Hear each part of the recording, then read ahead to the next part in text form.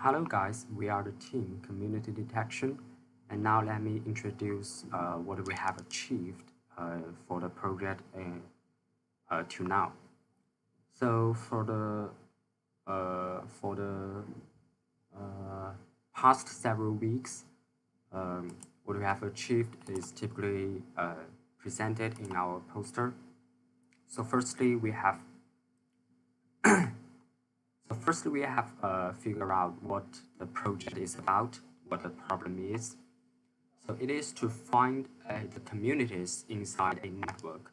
So what is a network first? Network is typically any collection of objects in which some pairs of these objects are connected by links. For example, social networks where individual is an vertex and friendship could be an edge. And communities will be the groups of vertices that are densely connected among themselves while being sparsely connected to the rest of the network. For example, in a social network, perhaps one classroom of students can form a community, and for example, in a school social network, there will be one community for each classroom. And our goal is to find these communities inside a given network, whatever the network is.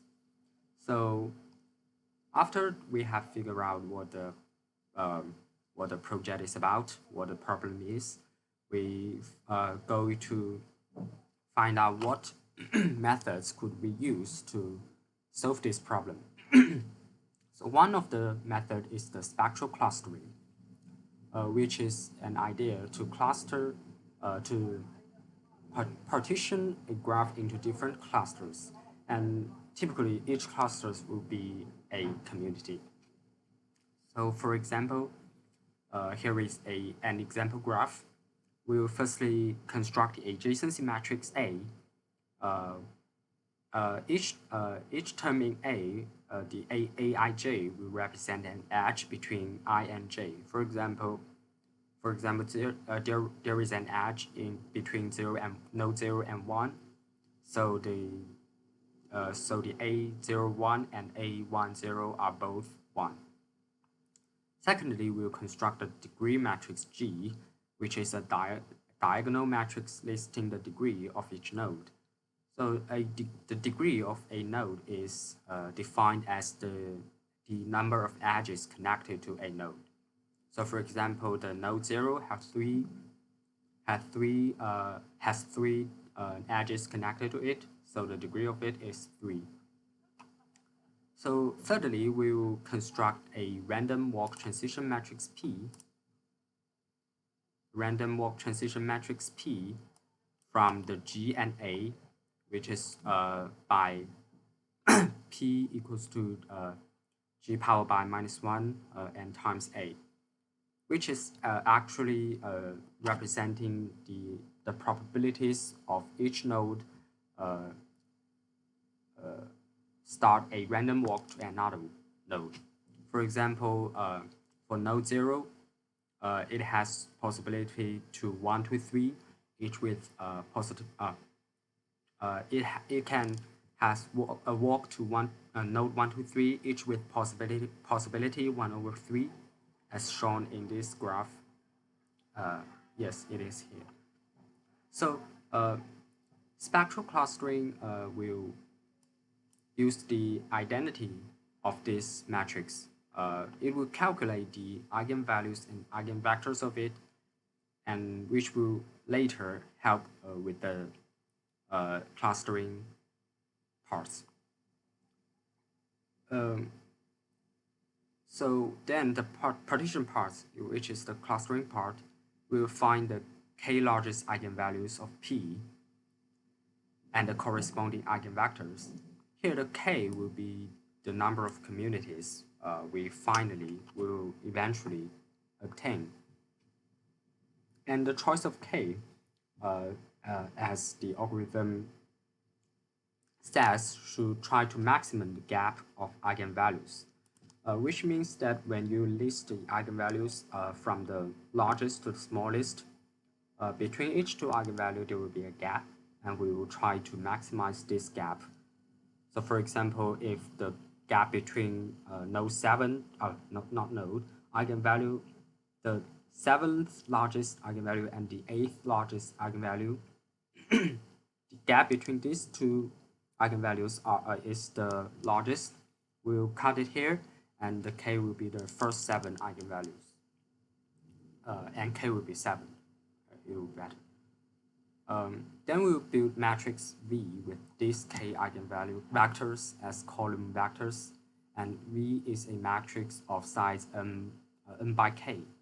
And then we'll select the new data points z1 to zn, which are the rows of V. We will use k-means method. We will use k-means method defined here to cluster the z1 to zn. And actually, z1 to zn, these n data points are one-to-one connected to the original node, 0 to node n-1. So if z1 and z2 are clustered into one cluster, so will be the node 0 and 1. So then after so the clustering will be conducted in the k-means method, which is here. So in the k-means method, we will firstly given n data points. We will choose k points as centroids, as initial centroids, and for each data point, we'll assign it to the closest centroid. This will form an initial k clusters, and we'll take the center of mass as the new centroid for each cluster, and these steps are repeated until the centroids are stable. These are what we have learned in the previous weeks, and in the reading week we have successfully write out some simple programs and testing on different data sets. So the first data set we use is the example we shows here. Here are the codes.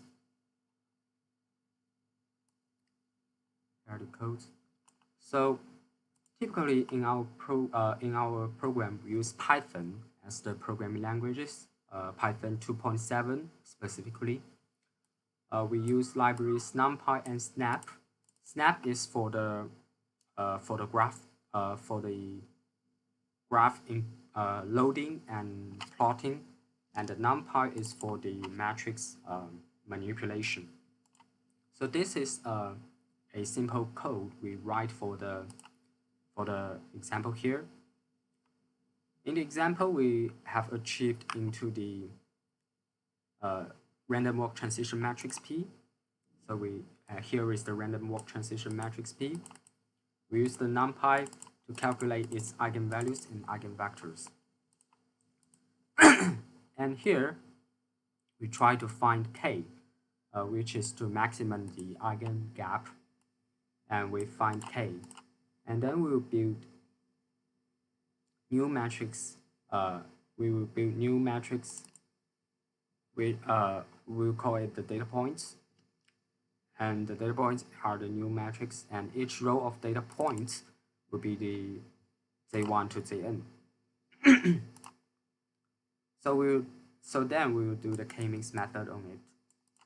And here we try to, the detail of this code, let me just skip it and let us show some result.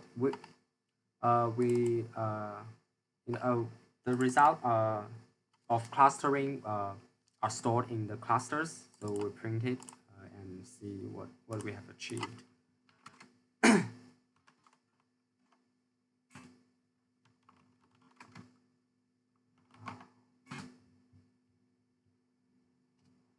So in the result, the 10 nodes are clustered into 3 communities. I'm not sure whether you can see it clearly. The first cluster, the first community will be nodes 3, 4, 5, 6. The second will be nodes 0, 1, 2, and the will be nodes 7, 8, 9. Let me put it aside. And you can see from the graph that it is quite correct. The 0, 1, 2, 3, 4, 5, 6, and 7, 8, 9 are clustered into 3 different communities. So these are quite well. And also we find out some other data sets with communities, with ground truth communities, which means they are realistically correct. So the first data set we try is the Cherry Karate Club, which is of only 34 nodes and 78 edges, and it represents the social network of people. And in the realistic, the data set shows of 2 clubs. So typically there should be, this is let me show it. This is the graph looks like. And typically it should be clustered into 2 communities. And let's see what we have. What is our program? What can our program do?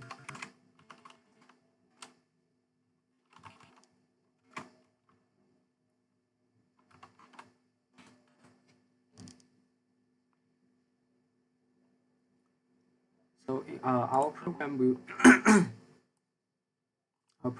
will firstly draw the original graph, which is this one, corresponding to this. It is actually the same, and we will also output the final communities graph after we have clustered these nodes into communities. We can see that our program actually clustered the graph, partition the graph into 4 communities, which is different from the realistic. But from the graph, it seems that the partitioning is also reasonable. Just from my point of view, it is also reasonable. And then we will also try with another Dolphin network. Dolphin network, which represents, I think each node will be a dolphin. I didn't study this dataset so much, but in this paper, it shows different ways to partitioning it. So it can be partitioned into 2 communities, or even 4, or even 5. So let's see what we have achieved.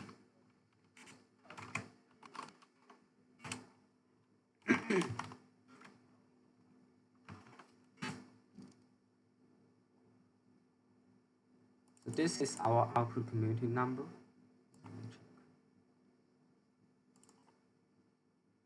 This is the original graph. It is larger than the previous example, and this is what we have partitioned.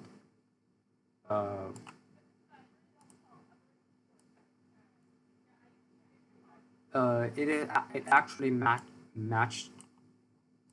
matches with the first results shown in the paper. So we believe our program still works well in this data set. And for the last data set we have tried, it is a much more complicated one. It represents the American College Football Network. So there are totally, I believe there are totally,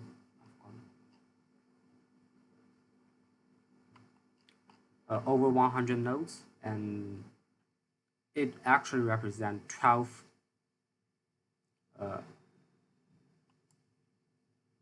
conferences in real life. So our program should be able to partition this network into 12 communities. But in this example, I will not show it since our program make the k equals to 1. And let me just show it since